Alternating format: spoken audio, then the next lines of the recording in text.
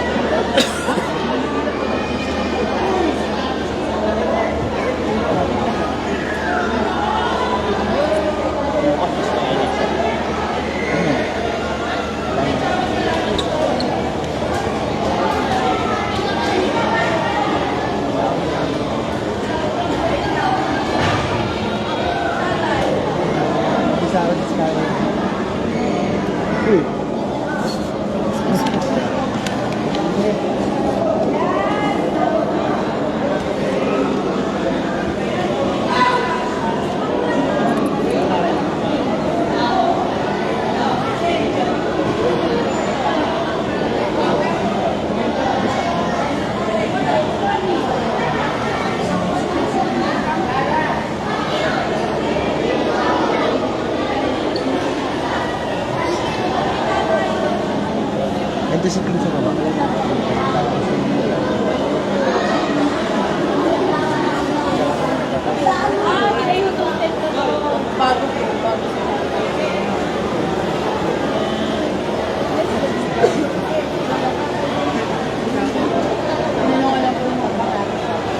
Tubig, bigyan tubig. Sir, nakita ka, sir. Biniblog ko. Sir, nakita ka.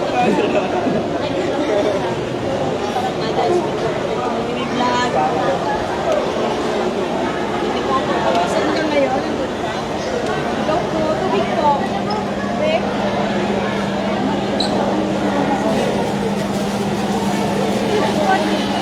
Ay, lang tatlo? Trabaho na may happiness.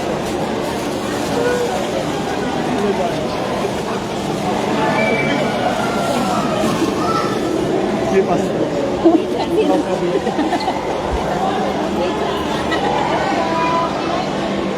Yung tubig. Okay? Tubig po. Wala na?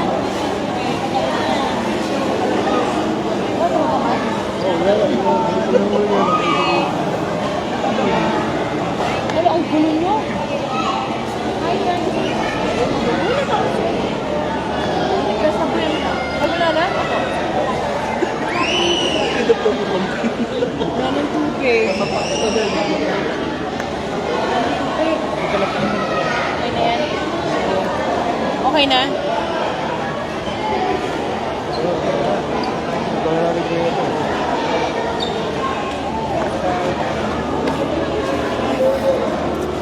Bumili ka pagkain. Sige na.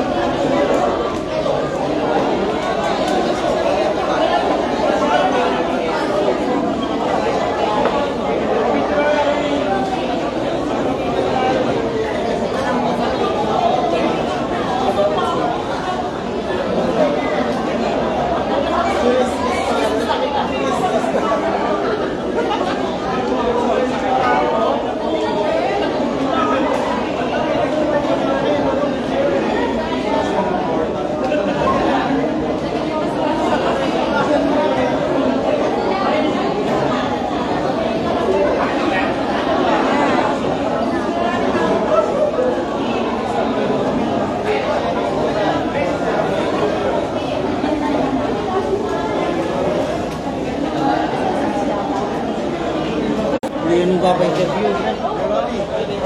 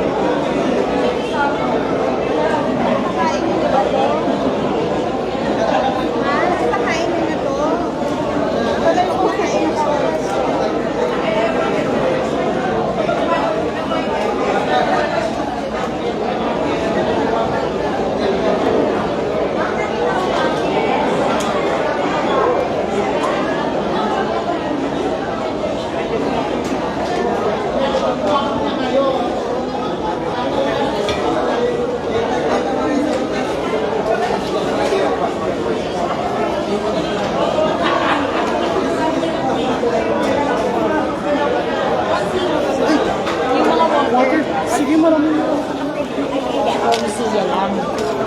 Ay, sige po. Pwede daw. Ay, parang bata. Sama ng bata.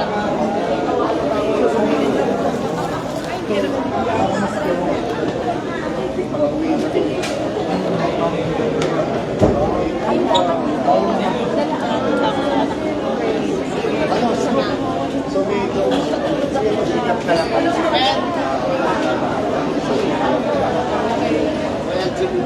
May dagdag tayo po.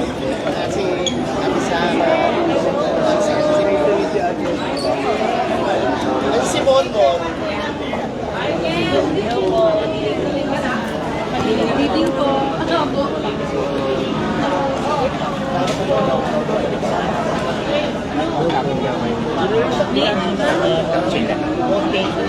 Taking, nakapag-bilis.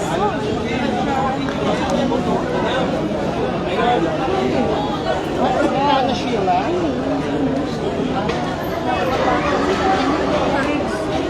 Mama sa nakapatong po siya sa basta na lang to.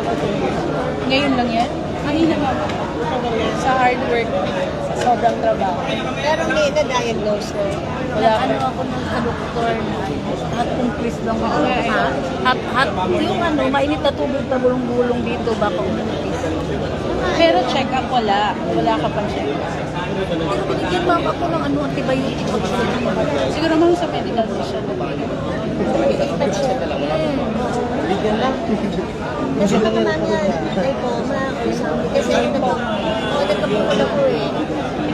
Pinatanggal ko. Ano lang, benign naman, wala namang ano. Lipoma lang siya. Parang fats. Pero hindi naman siya masakit. Ay, yun nga. Yun nga. Hindi siya Mas maganda masakit. nga yun eh. Mas maganda yung hindi masakit. Salamat sa Panginoon na di siya masakit. Ang laki eh. Tinanggal. Parang Wala pang 1 hour. Kailangan ma-check siya yung ano, doktor. baka na lang sa medical. Kaya lang tayo Nalapas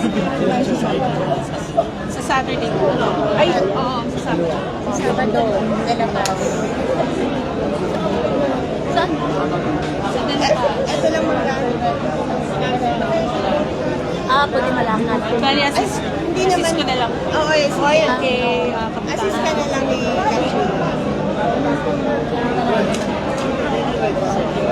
Sige ma'am, thank you. Thank you. Thank you ma'am. Hey, ma'am. Pa-interview ko, nagpa-interview. Siya ka, bye-bye. Ay, bye-bye. Bye-bye po. Bye-bye po. Bye-bye, ma'am. Bye-bye po, ma'am.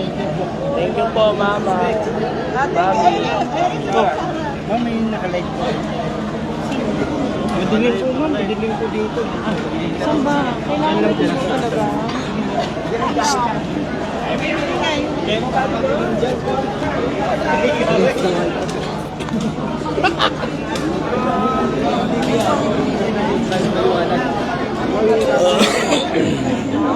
Yan siya sa taas.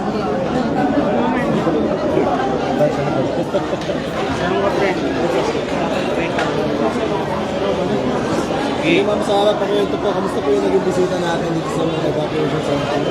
Actually, nakakalungkot, lalo na nakita namin ang daming babies dito. So, all of the same age, parang 2 months sila. Sabay-sabay ng mga nanganak. So, actually, nasa isang event ako kanina sa Lingkod Bayan Award.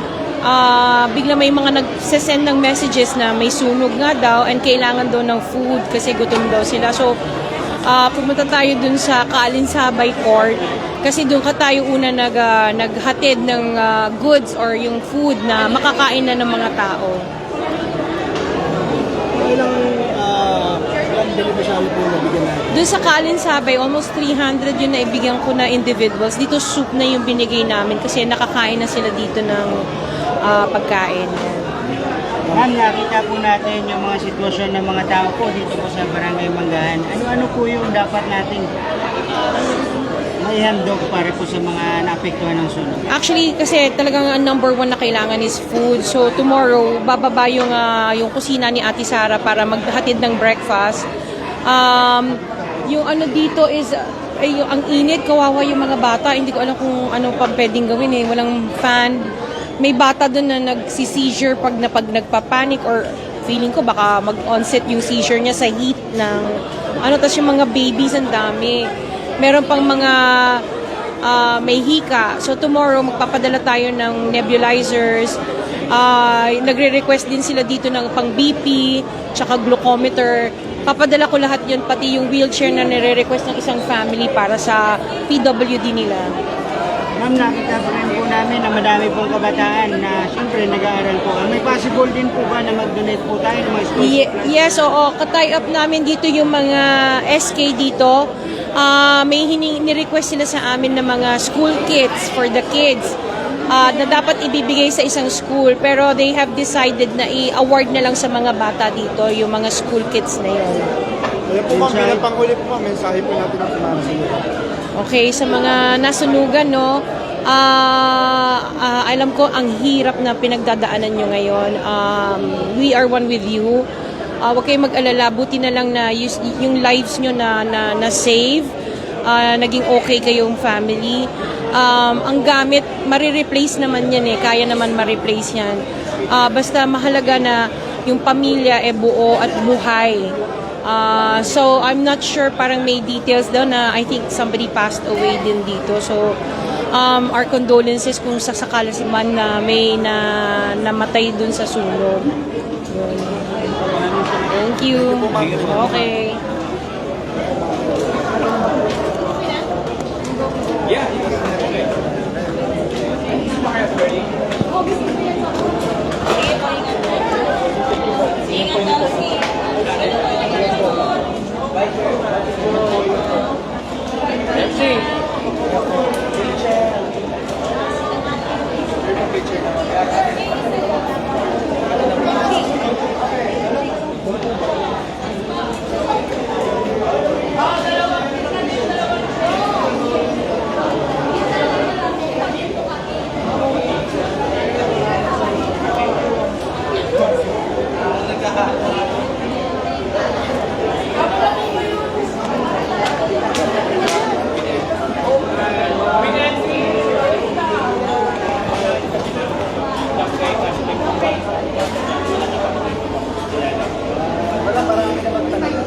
Marami na nag-donate mas laro sa kanin sa akin na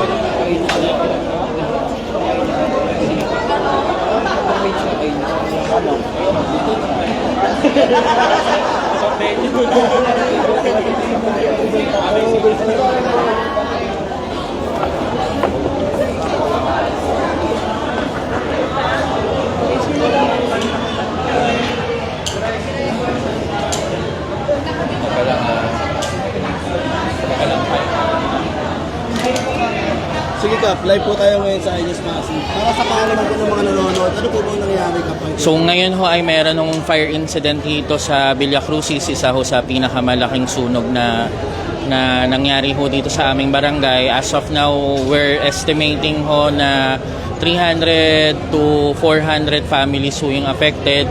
Dito ho sa Napico evacuation covered court natin ay meron ho tayong 120 na families at patuloy pa ho yung validation natin. Sa Karangalan naman ho ay meron ho tayo na as of now na 89 na families na binabalidate pa rin ho. So nag-prepare na ho ang barangay ng hot meals around 1,300 pieces. Nagpapatayang po tayo na si Mayor Vico po ay nandito, si Congressman Roman Romulo.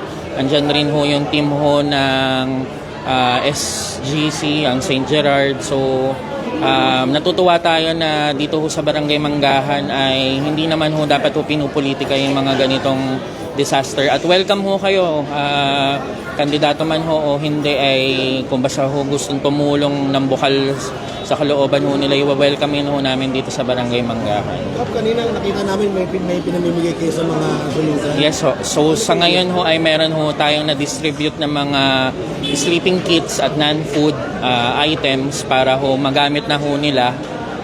Bukas naman ho ay may bibigay tayo ng mga new clothes, sarong, mga toiletries para ho doon sa non-food items pa rin.